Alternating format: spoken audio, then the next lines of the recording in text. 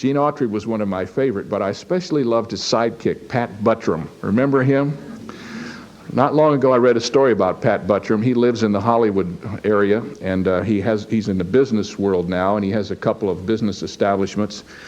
And he was relocating one of his businesses not long ago, and he held a gala party to open the business.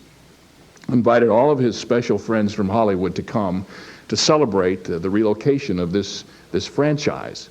And the night they came, of course, in pure Hollywood tradition, they all brought flowers and gifts to encourage him in his new enterprise. And after the party was over, he was going through the establishment and looking at the tags on all of the floral arrangements just to find out who had come and what they had given, like we would do. And he came to one floral arrangement, and the tag on the floral arrangement said, "With deepest sympathy."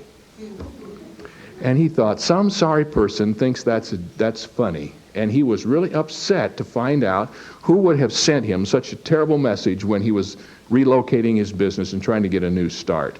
But there was no name on the tag, and so he didn't know who did it. And he was the kind of fellow who was determined, I am going to find out who did that, and I will get even. So on the tag was the name of the florist.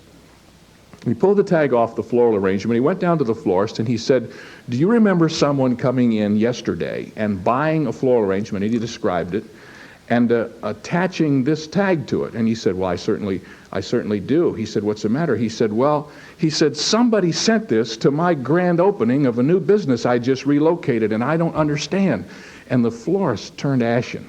He said, "What's the matter with you?" He said, "Brother, you think you've got problems. What about the guy at the mortuary who got one that said, 'Lots of luck in your new location'?"